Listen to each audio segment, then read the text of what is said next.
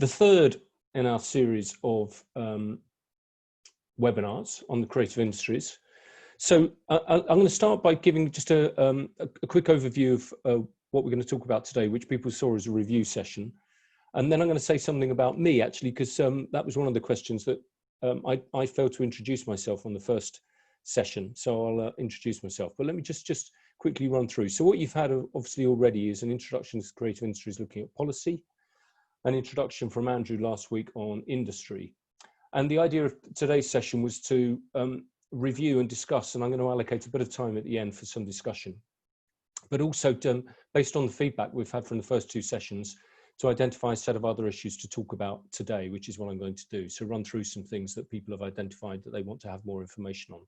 But a quick reminder of things that are coming up, and one small change, including for Nathaniel to note, that the next session won't be on the 13th of August, will be on the 20th of August, and that will be led by Andy Curtis and Carrie Wotton from the KTN, looking at technology in the creative industries. There will then, the next set of sessions will follow after that, so diversity and then a review discussion running until September. And then during October, there'll be the subsector sessions, finishing probably with a number of additional sessions, because including, as I'll say in a moment, something on R&D. There have been a couple of requests which actually will take more time than I can fill today in terms of what I'm going to run through today. So let me just say what I'm actually, yeah, before covering what I'm going to cover in this webinar, something about me and Andrew. So first of all, Andrew, Professor Andrew Chitty is the AHRC's Creative Economy Champion. He came to the AHRC in 2017 as the Creative Economy Champion. Before that, he was running a very successful TV production company, an internet production company, one of the first production companies to make content for the web. And then he subsequently got involved in developing a series of productions for health, for the applications in the health sector. So very successful business, which he sold about 5 or 6 years ago, and does a number of other things still related to industry. Sits on various boards as a non-exec and so on, but is now the AHRC Creative Economy Champion and of course Challenge Director for the Creative Clusters Programme and for the Audience Future Programme. My background is completely different. I've come from a policy background, starting off working in arts policy in the late 1980s. Yes, that does age me. And through the 1990s, working on cultural policy and subsequently creative industries policy at the end of the 1990s, and then running something called Creative London for the Mayor of London in the 2000s, big creative industries investment programme, and then subsequently working as a consultant across creative industries, design and innovation, doing a lot of work with Innovate UK, the research councils, universities, cities, city councils and city administrations around the country. So what are we going to cover in this webinar? Today we're going to look at regulation and tax policy. One of the comments that I made in the first session was that I put a lot of emphasis on spending priorities and how policy translated into funding, but I didn't talk about what happened in terms of regulation and tax policy, which in some cases had a significant impact on the creative industries. I'm also going to say then something about the creative immersive. We talked about subsectors. There was a question about what is creative immersive? Is it a subsector? So I'll say a bit about that. And then finally, in response to a comment I made in the first session, which was about this being a contested area of policy development, I'm going to say what I mean by that and the different approaches to creative industries policy and indeed creative industries research. What I'm not going to talk about today is R&D. There have been a series of questions about R&D, how it takes place, how IP is exploited for R&D and innovation purposes, and that will be the focus of an additional webinar that will run at the end, because there's a level of interest in that, and that will take some in-depth presentation. So moving on. So I ran through all of this in the first session, the policy evolution process, before 1998, with the Creative Industries Task Force and Creative Industries Mapping document in 1998, then the initial economic impact, the way in which creative industries policy was then embedded in local authorities and regional administrations and through agencies and organisations like NESTA and the British Council, through to the last 10 years or so, where there's been a focus on international promotion, the role of different UKRI agencies, Technology Strategy Board, as Innovate UK used to be called, AHRC and EPSRC, and then the last 3 years. What I didn't talk about was regulation and how that's affected the sector in different ways. So I'm going to give some examples. It's not exhaustive, but it's really to illustrate the ways in which government has been able to have a huge impact on the creative industry's development other than through spending. Now I'm going to start with this image. Some of you might recognize this. Some of you, it pains me to say, may even be young enough to remember seeing this as a kid. I remember seeing this as a parent with young children in the end of the 1990s. No prizes for guessing that this is the Teletubbies. It feels like perhaps I should have done a version of what Sir Mark Walport did, and sort of show you an image and then you have to guess what it is. It's a bit sad that my reference point is the Teletubbies. Anyway, the reason why I'm showing this is because actually this was a huge phenomenon at the end of the 1990s, made by a company called Ragdoll Productions that created something for TV, which then they were able to sell internationally, and from which Ragdoll Productions made a considerable amount of money. And one of the main factors of this was the Broadcasting Act in 1990. So there's a piece of legislation that required the TV companies that were in existence in 1990, which were pretty much the BBC, ITV companies, independent television companies, and Channel 4, that 25% as a minimum of all non-news commissioned programs should be sourced from independent production companies. This was very new. Hitherto, BBC and ITV had done everything in-house, and this was forcing them now to use very, very small number of small production companies that existed independently, and a number of which actually span out of ITV and BBC after the 1990 Broadcasting Act, which enabled them to set up new companies that were able to produce content like Ragdoll Productions, content like the Teletubbies, that they could then use the IP that they created and license that and sell it worldwide. So they weren't just producing, these weren't TV programs produced by the BBC. This was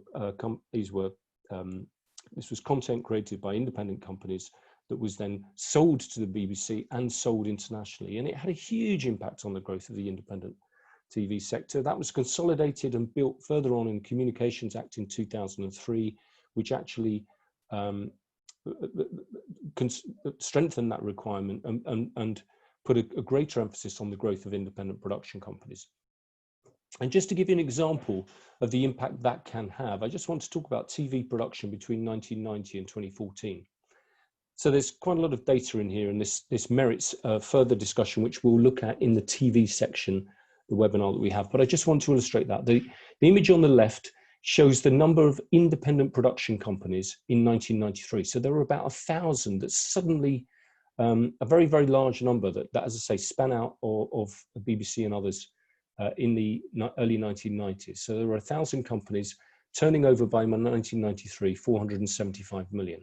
By 2014, they had more than doubled that, trebled that, in fact, to 1.5 billion turnover. So a massive expansion of a sector as a result of a change in regulation. Yeah, so 475 million growing to 1.5 billion turnover. Fewer companies by 2014 as they had amalgamated and grown in size. But a really fantastic success story for the creative industries in the UK during that period, brought about not because of new funding, but brought about quite significantly because of a change in regulation.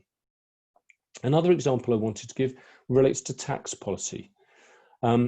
So actually, bizarrely, I'm going to start a long time ago, before 1998, but here's an example of where tax policy was used, something called the ED levy, introduced by a certain Harold Wilson, who at that stage was president of the Board of Trade for the Labour government in 1945. In 1949, he introduced something called the ED levy, which ensured that a small percentage of ticket sales made at the box office of cinemas were redistributed to British companies. Now, if you think of the British film it grew hugely in the 1950s. So think about the Ealing comedies, a whole load of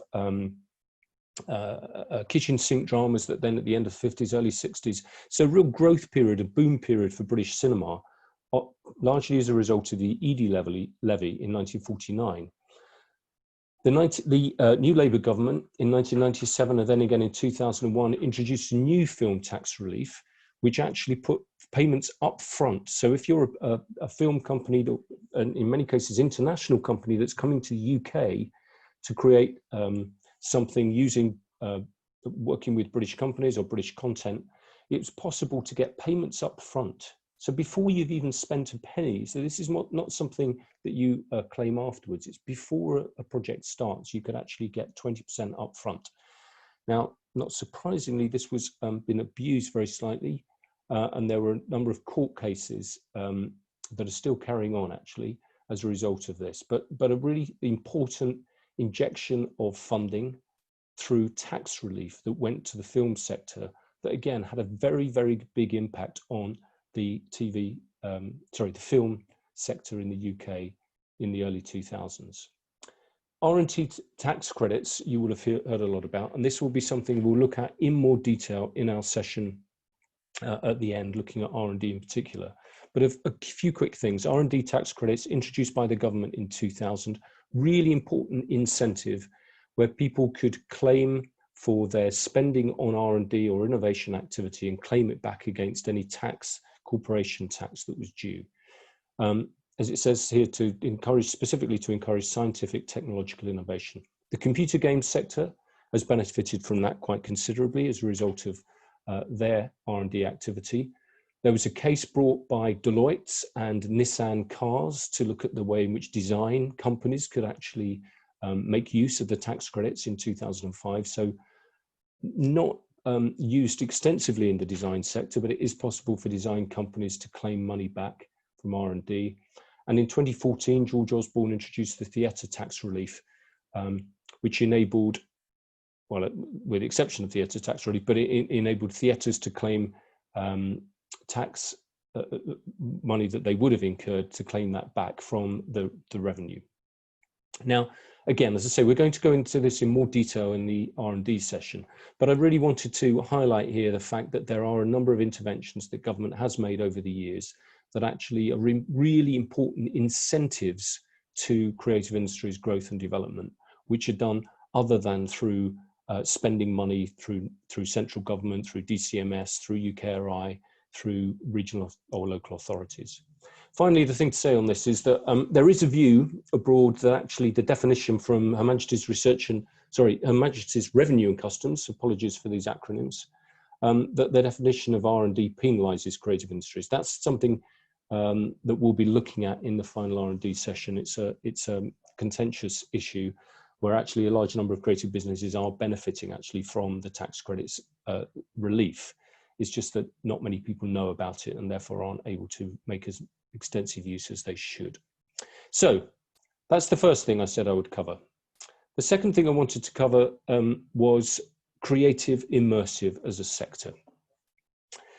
So creative immersive, it isn't a sector.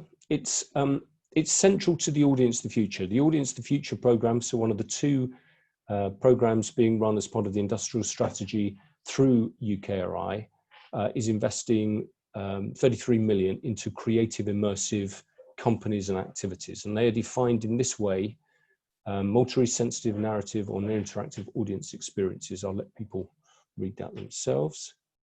And as Sir Peter Bazalgette himself said in his report, these are new forms of content, new narrative mechanisms, a new language around production. Now, interestingly enough, although I've said this isn't a sector, which it isn't defined as a subsector in the way that different subsectors are within the creative industries. The companies that are undertaking the evaluation of the Audience the Future programme have done some work to try and understand, because this is what the Audience the Future programme is investing in. They've been doing some work to actually try and define more clearly what we mean by creative immersive and what companies are involved and can we quantify it in any way. So they've had a look at the existing sectors that exist. These are the 9 subsectors of the creative industries, and they've identified that the vast majority of companies in the creative immersive sector, such as it is, or that those companies that describe themselves as creative immersive in some way or another, that are generating new creative content and experiences outlined in the previous slide. They fit primarily within these 2 sectors. So although there are immersive experiences, for example, in museums, as the Dinosaurs and Robots, one of the 4 demonstrators is obviously being undertaken with the Natural History Museum and the Science Museum, they are not creative immersive companies themselves. The companies that are leading those programs tend to be based in these 2 sectors. Although interestingly enough, the company that is leading the Dinosaurs and Robots program, Factory 42, is not in any of the creative industry sectors. It completes its HMRC returns and defines itself as an organization, as a company that sits outside of the creative industries. Now, you remember last time I talked about creative industries and creative economy. I won't go over that again, but creative industries and the left-hand circle here are those industries which define themselves as creative. And in the right, the creative economy includes those people that are in jobs outside of the creative industries. And indeed, in this case, some companies that actually sit outside of the creative industries, like Factory 42, which technically is not a creative industries company, but works with the creative industries. 35% of creative immersive companies, according to the work that's been undertaken by BOP Consulting and Technopolis for us on the evaluation of Audience of the Future, 35% of those companies sit outside of the creative industries. So that's just quite interesting in terms of a sector. It's not a sector, just to make clear, but in terms of creative immersive as an emerging sector, something that may indeed be defined as a sector further down the line by government. Creative immersive, those companies working across film, TV, and across ITV, software and computer games, and are working with museums and others to create new content and experiences. 35% of them work outside of the creative industries technically. But let's have a look at, just for interest, how big the sector is, because it's worth saying it is an emerging sector. I keep referring to it as a sector. Technically, it's not a sector, just to be clear, but an emerging sector. Our work suggests that there are 1,400 companies working in this emerging area and 15,000 people employed. Just by comparison, that's a really, really tiny bit of the creative industries. It's twice the size of the craft sector, having said that, but it's 1/6 of the size of architecture. So I've skated over that very fast, but I just wanted to give people a real sense of this as an emerging area within the creative industries. It's not a sector yet at all. It is, however, quite substantial. It's a growing, there's absolutely no doubt this is a growing, fast growing part of the creative economy, making up an emerging sector that's twice the size of crafts and, you know, growing so that it may well be competing with the size of the architecture sector and other quite substantial sectors at some stage over the next few years. Okay, moving on. In my first lecture, I talked about this being a contested policy and research space. Now, what did I mean by that? In a sense, what I was trying to convey was that in using terms as I did, like culture, cultural industries, creative industries, and eventually focusing on the creative industries, it wasn't just about nomenclature. It wasn't just about the fact that different terms have tended to be used in different ways by government agencies at different times, and that somehow people had settled on the creative industries. Creative industries is the main term and is the where the main policy drive from government is. But actually it is an area of considerable debate, not just within policy circles, but within research circles too. And what I wanted to be able to do is to just finally finish up with some examples of the different types of debate, and in a sense to position these groups of webinars within the debate that's taking place across policy circles and research circles. I'm going to look at 4. They're not the only 4 perspectives on creative industries, but they are the main 4. So I'm going to talk about the cultural approach, policy and research development within creative industries, sociological, economic, and industrial. Now I'm going to start with the economic. Now, the economic approach is something that has grown considerably and is overwhelmingly, in policy and research terms, the main focus of debate and activity in and around the creative industries. And it has grown and has developed in a way which is absolutely consistent with the policy timeline that I outlined in the first webinar from 1998 through to now. And it is no exaggeration to say that Nesta has been by far and away the most significant and contributor towards the policy and research landscape that exists. And again, I don't want to overstate, but Hassan Bakshi, without doubt, been the most central player within that.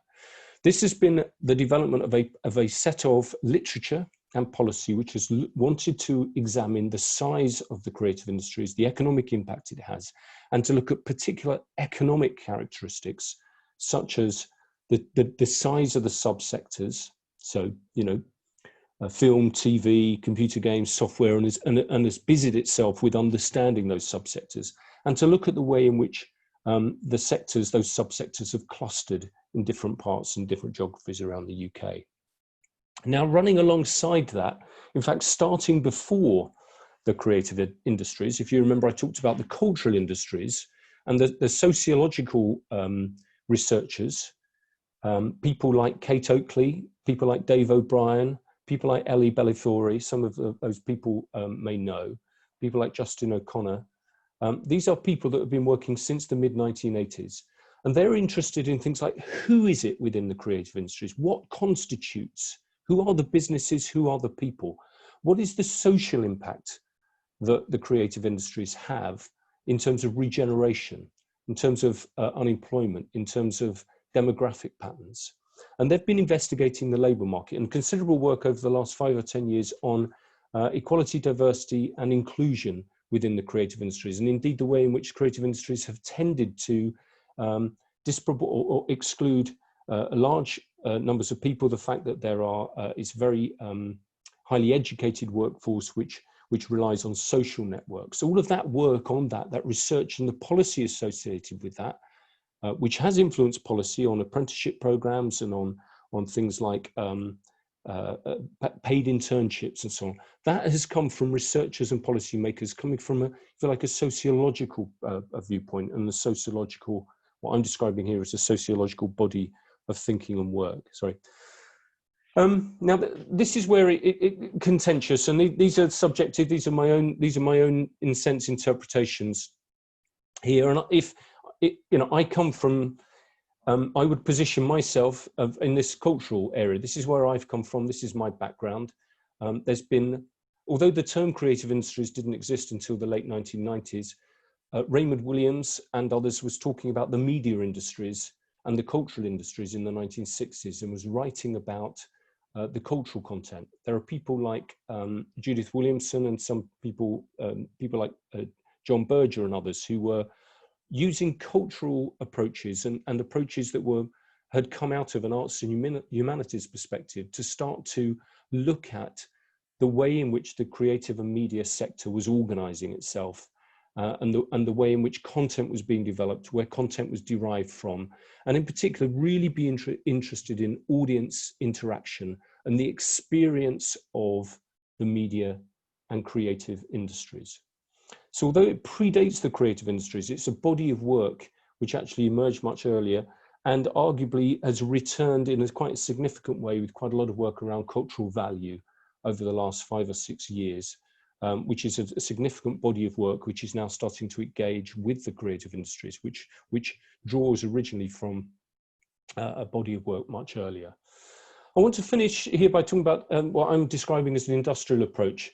My own view on this, and I know it's one that's shared by Andrew, is that there's been very, very little work indeed on looking at the creative industries from an industrial perspective.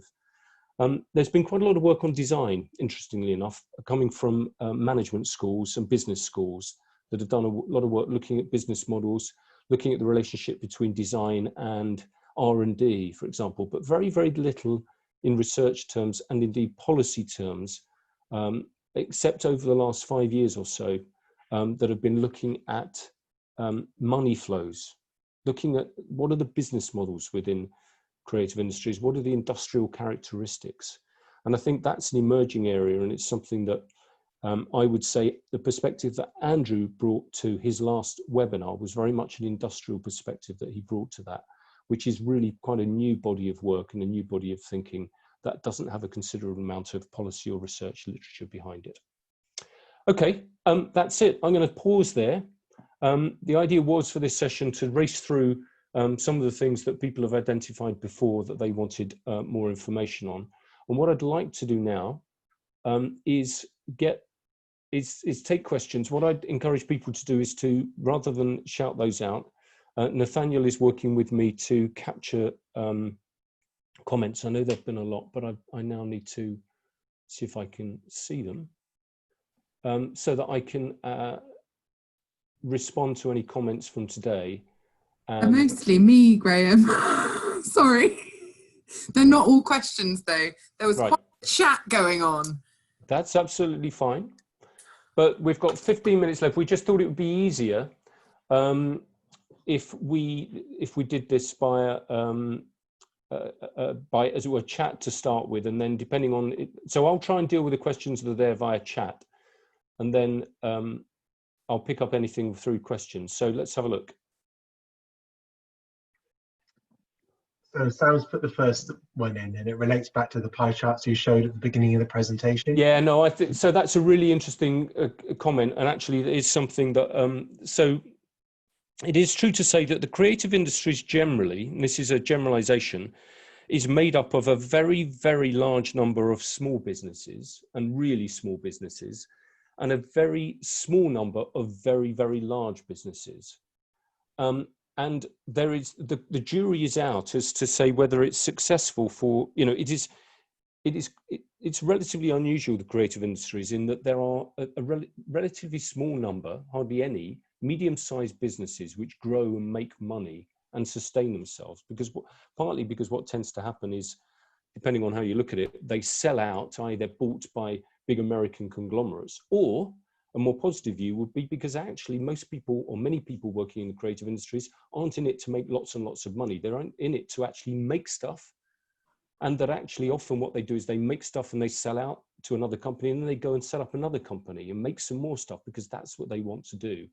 And it's absolutely an absolutely appropriate and fair question to ask, actually, you know, is it successful? Does that, you know, what constitutes success? So I think that's interesting.